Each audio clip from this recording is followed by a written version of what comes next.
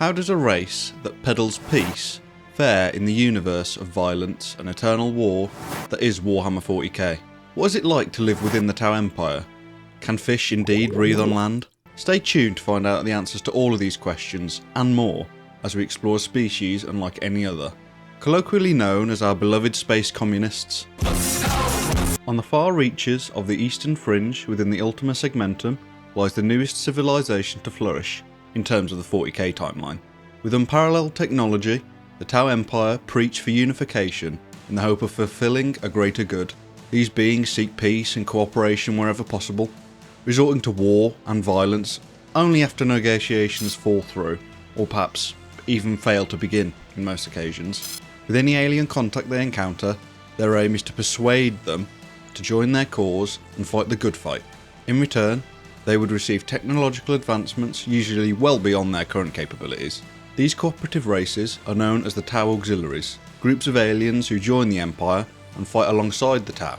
You can see these exemplified on the tabletop as the Vespid Stingwings and crew, although in wider accounts there are also plenty of cases of humans joining their cause.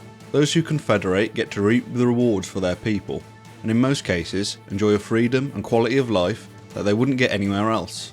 Education, careers, and even religion are yours to benefit from. There are restrictions to this, however. You wouldn't see a Kroot as a Riptide commander, and humans may find they are assigned jobs rather than getting to choose. The caste system, used for generations, defines that some beings are born better suited to certain jobs and roles. Essentially, your use within Tau society is decided from birth. The Tau Ethereals, for example, who form a high council and essentially lead the Tau Empire, are all from the Ethereal caste. Pretty self-explanatory. But even with this downside, the lives that humans lead within the Empire can't really compare to what they would be within the Imperium. As I've covered before, the lives of Imperial citizens are often quite bleak and filled with struggle. The Tau take this away and replace it with a life that could be somewhat comparable to the lives the majority of us lead today. Despite this almost higher level of thinking and pursuit of peace when compared to other prominent factions of 40k, the Tau are no slouches when it comes to warfare. Due to the caste system mentioned earlier, yeah, great name, I know, different aspects of Tau society are assigned distinct areas of warfare. Members of the Fire Caste are almost exclusively designated as ground forces. The Air Caste is responsible for air and space combat, and the Earth Caste is responsible for creating and maintaining the resources the previously named castes utilise. Popular among their vast arsenal are an array of plasma, ion, flame and rail weaponry and missiles of many varieties, with uses of common projectiles and blades being much less common but still valuable.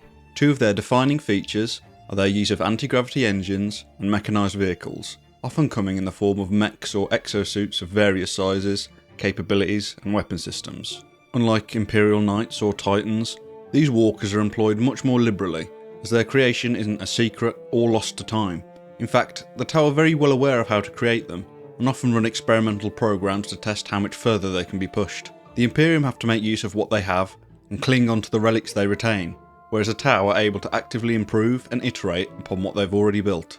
The main battlesuits currently employed by the Tau are the XV8 Crisis suits, XV25 Stealth suits, XV85 Enforcer suits, XV86 Cold Star, XV88 Broadside, XV95 Ghost Kill, XV104 Riptide, KV128 Storm Surge, and KX139 Supremacy Armour. Each of these suits are used for a specific cause, from infiltration to pure firepower and command and strategy. All are currently staples in the army of the Empire, but the Crisis, Broadside and Riptide seem to be the most commonly seen in skirmishes across the galaxy at the moment.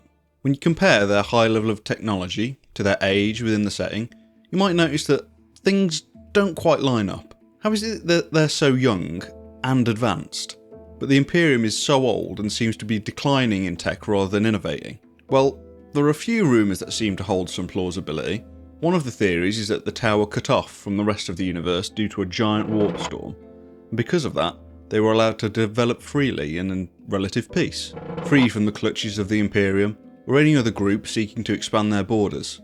This peace would not be enough to justify their rapid advances, however, so some believe that due to this storm, there was a considerable effect on time on the Tau planets. If time was sped up within the storm, it can be a relatively convincing argument to make when trying to understand their current jumping technology from Stone Age to plasma weaponry and flying vehicles. Another theory that branches from the peace of Tau space is that they may have had outside influences aiding their development, with gifts of science and understanding. Perhaps the Eldar took an interest, or the Deceiver found a useful pawn for their own schemes.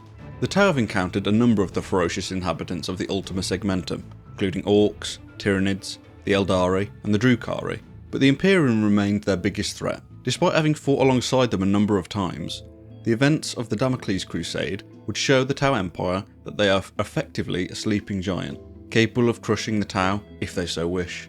Even with all of these enemies outside of their empire, at one point the Farsight Enclaves, essentially a rebellion group formed by Commander Farsight, proved to be a sizable pain in the rear that couldn't really be ignored. This is where, in my opinion, the Tau really become interesting. The Tau Ethereals, for all intents and purposes, are essentially the leaders of the Tau Empire. Allegedly, they release pheromones in order to control the populations of the Tau Empire, promoting cohesiveness and willingness to comply to their demands. Thus, their peaceful time whilst developing as a society begins to make a lot more sense when compared to the constant quarrels we've seen on Earth or Terra within the Imperium. Farsight was elected to essentially become the hero of the Tau Empire, a beacon of hope after their wobble due to their encounter with the Imperium. Until this point, the Tau believed that they had absolute authority, as any other races they encountered were either subjugated or eliminated. The Imperium caused them to fear for the first time as a civilization. As a strong leader and a fearsome warrior, Farsight led many successful battles with dramatic outcomes, and led a recolonisation effort in order to expand the border of the Tau. Up to this point, Farsight had been fairly obedient and competent, but in the ruins of Arthur's Moloch, the Tau and Farsight would engage an unknown enemy. All of the ethereal leaders within Farsight's expedition would be killed, and their foe would vanish without a trace. Upon the world being declared clear, he would pursue the Orcs in disobedience of his leaders, and despite the order to return to the High Council, he and his men would continue on until any communication became impossible. He continued on his personal crusade, and the Tau, thinking him lost, or worse, would declare him dead. Still, Farsight lived, however, and in fact has lived for at least 3 Terran decades, considerably longer than the lifespan of any ordinary Tau. The High Council, after eventually receiving this news, branded him a renegade and forbid any communication with the rebels.